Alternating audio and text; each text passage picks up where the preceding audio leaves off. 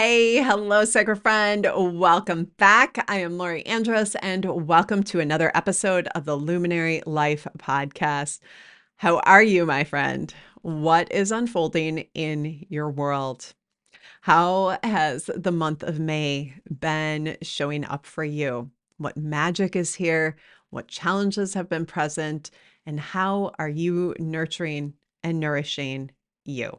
There is so much happening in the world right now, and the ways that that ripples into our lives, the echo, the noise, the sound, the way that that shows up, it's intense. And our nervous systems are active, they're on alert, they're overwhelmed. Yeah. Can you feel that within yourself? I feel like this is something that it shows up for me daily. And every day I have been carving out more and more time to sink into meditation and quiet practice, reflection, simply sitting with my crystals, putting on soft music, listening to inspirational speakers, sinking into reflection rituals, and carving out extra time to be outside and in nature. Letting our nervous system slow down and reset is very important right now. Through the month of May, we have been working with crystal ally carnelian. And carnelian invites us to attune to our inner compass, our compass of creative energy, to trust our creative power and capacity, to trust in our ability to create and shape our lives. It also activates a fire within, awakening us to the hopes, the dreams, the deep desires that we have, the longings for how we want to experience life, for what lights us up, what brings joy, what creates a sense of stability and deep connection with the earth. Now, carnelian, while it's very fiery and it activates this creative energy, it is also very stabilizing. It invites us to connect with the earth deeply, to feel ourselves rooted and anchored into the earth, to feel supported by the earth, and to remember that as we're creating, we are creating with the earth, we are creating with the divine. There's this co-creative process that's unfolding, and it being connected with our sacral chakra, really our root, our sacral, and our solar plexus, those three lower chakras, that lower part of our energy field, the one that is most actively connected with the earth in this physical world. It invites us into the place of knowing our unique rhythm, knowing our unique timing, and it invites us to filter the noise, to filter the distractions, to lay down the things that create chaos and overwhelm and distraction in our lives, the things that pull us away from being present with our own voice of inner wisdom, from being present with our dreams and our visions, from being present with our creative power and potential.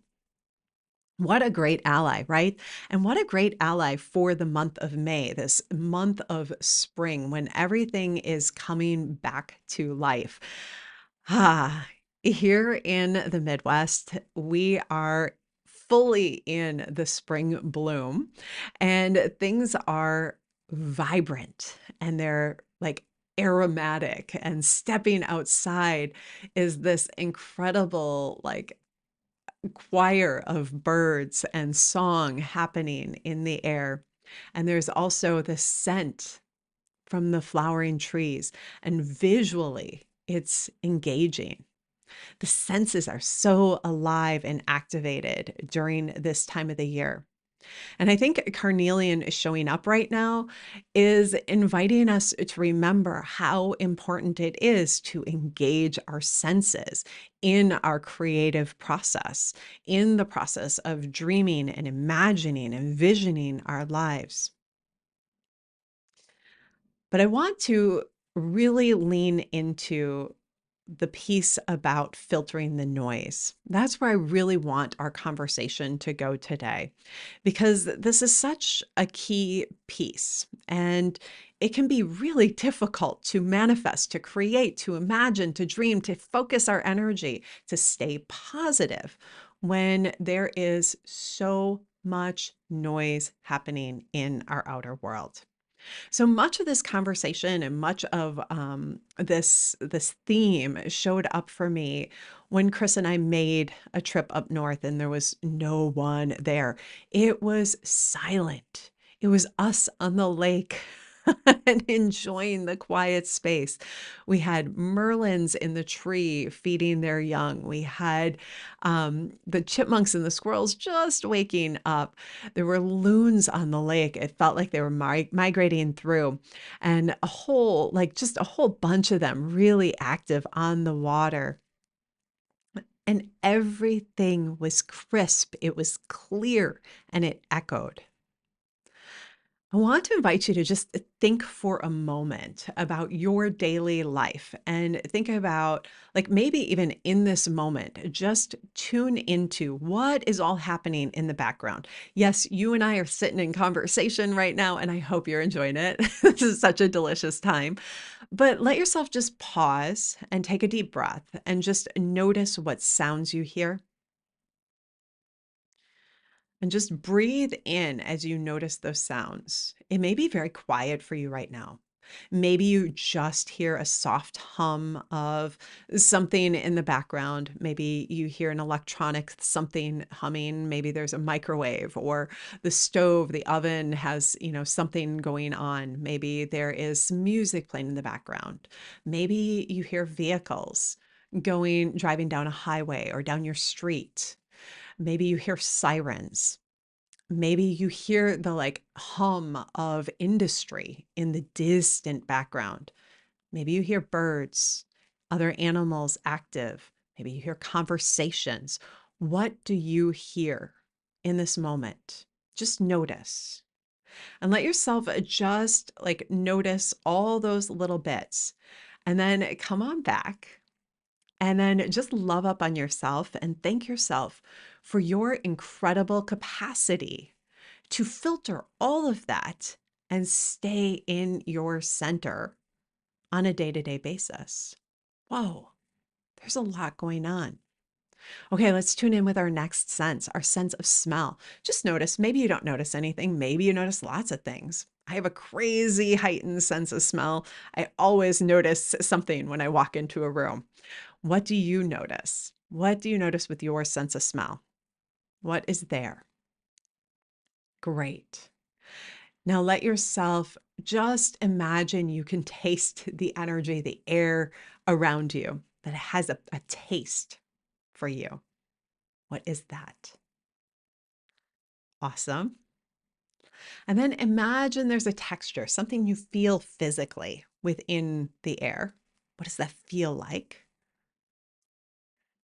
And maybe there are things in your environment. Maybe you are a person who loves the sense of touch and you love to have things that you can touch. Like, I love to have crystals on my desk that I can just pick up and hold as I'm moving through and doing my work. I love having feathers and things that I can engage with in my hands. So just notice, maybe you have things right there. Maybe there's an energy that you feel a texture to. Maybe there is something physical in your world that just creates a sense of touch. Awesome.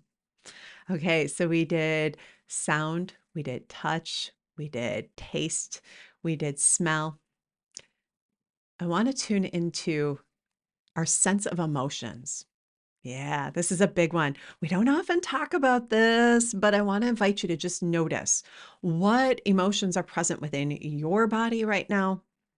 And what emotions do you just simply feel in the air, in your space, in your home, in your place of work, in your car, wherever you are right now? What do you notice? What emotions are present within you and what emotions are present around you? Awesome. And then let's tune in with our eyes and let yourself just filter through everything that surrounds you. Visually engage with it. And just notice what delights you and maybe what kind of makes you go, whoa, that was a lot. Because those things are there. Let yourself just tune in. What is there? And take a nice deep breath with me. Wonderful. Wonderful. Let yourself just be present. We're sitting together in this conversation, and you're sitting in wherever your space is. You might be even, scrolling through something online. You might be flipping through, different conversations and reading emails at the same time. But what I want to bring awareness to is just how much activity is unfolding from one moment to the next. How much we just let filter through constantly. How much our nervous system has become accustomed to filtering external activity. I always think this is so fascinating when we start to pay attention to that. And very often we don't notice it until we carve out a bit of space and we get into nature, or we go into meditation, or we have a massage, or some delicious body work, or we go to a yoga class, or we do something where we literally step out of the noise of our day-to-day lives and go within.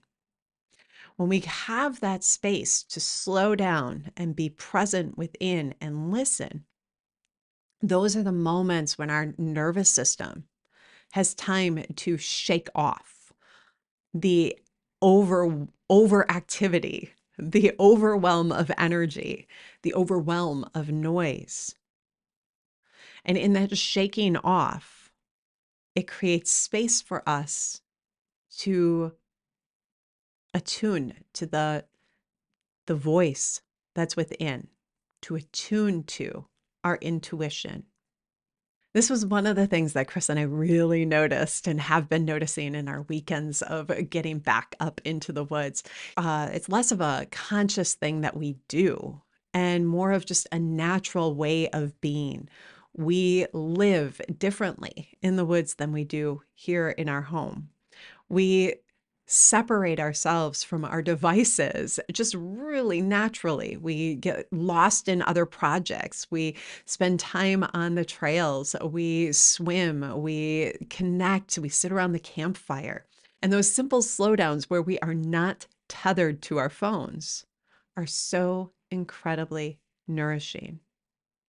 Carnelian is inviting us to begin to create a next level of awareness around the noise that is surrounding us, and to begin to shake it off, to begin to create space to slow it down, to clear the clutter energetically, visually, physically in our lives, and create space to listen deeply. Okay, the next phrase that showed up is stillness is clarifying. Quiet is clarifying. Ah, yes, let yourself just breathe with that.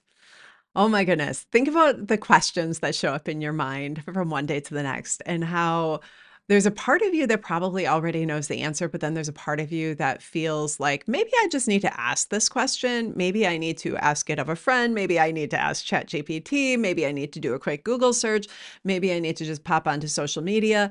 And then think about the cascade of energy that floods in when we go to an external place to have our question answered. Interesting, right? You can feel that. There's like this heaviness that begins to kind of just flood in, and it slows us down. The energy slows down. But the thing is, when we create space to get soft, to get quiet, to get still, we are in fact creating space for ourselves to listen, to find the answers within. Now, yes, there are definitely things that are factual, that are researched, that are, deeper things that we definitely should go and Google or have conversations about, or, go talk to a professional about, right? There are definitely those pieces. But then there are the pieces that pop in on a day-to-day basis that are really about our next right step, that are about what really something wants to look like, how we want to create something, how we want to experience something different. When we lean into that energy, when we lean into those types of questions, the answers can only come from within. They can only be found within ourselves. Oh, and that's a whole different thing, isn't it? That's a whole different conversation. The conversation around what our next right step is and knowing that that needs to come from within, that requires softness. It requires stillness. It requires slowing down. It requires quiet. It requires space to listen.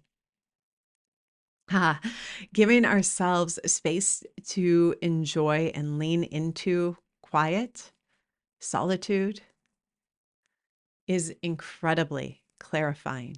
One of the other things that showed up with spending time up north is recognizing how when we tend to a space, that space also tends to us. Mhm. There's a relationship that begins to awaken, that's born. And, I'm speaking specifically of this land that Chris and I steward, but the same is true with where we go for hikes and walks, where we go visit the natural world, where we drive, where we move through, where we live in our homes. Tending to those spaces is just simply honoring them as we enter, recognizing them, acknowledging them, seeing them, feeling them.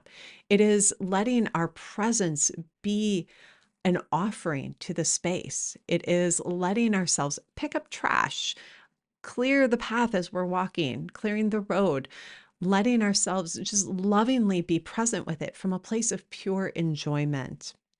Those small little things are about tending to the space. When we tend to a space, when we show up with honor, with reverence, with love, it shows up for us. This is something that we all know about our relationships, our friendships, our relationships with spirit. The space that we tends to us.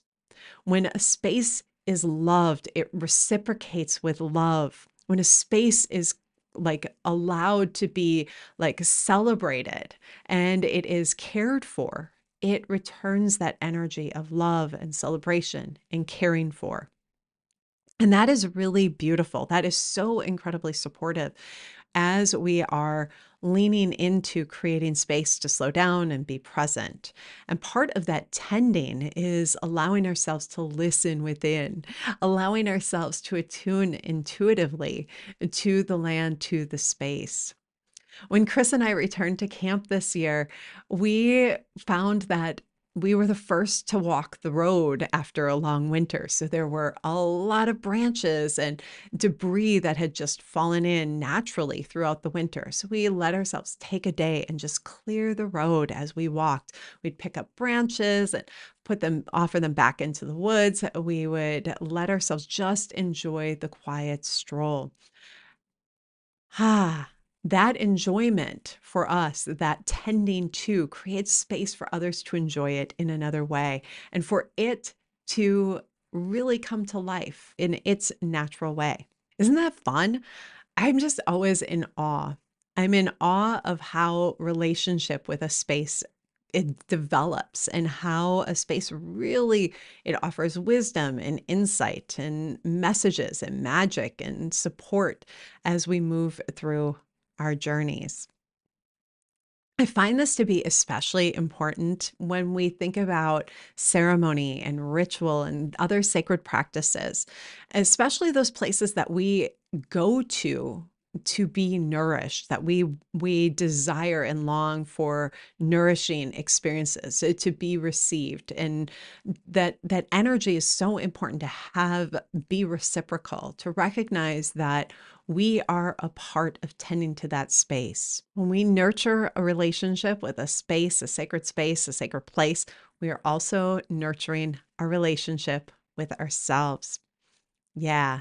And as we show up for those spaces, they show up for us. It is those spaces that we tend to, that we give ourselves opportunities to show up with love and with deep presence that can create the deepest quiet and the deepest presence.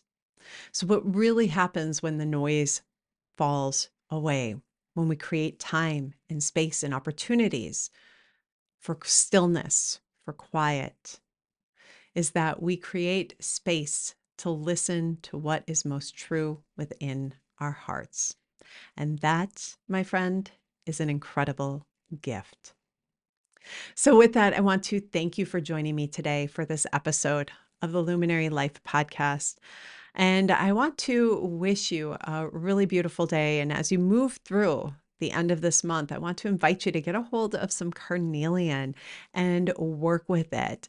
Begin to notice how it supports you in attuning to your inner compass of creativity and supports you in really finding, like pointing your inner compass in the direction of the life you are longing to create and experience. I wish you a beautiful day. And as always, shine brightly. Bye for now.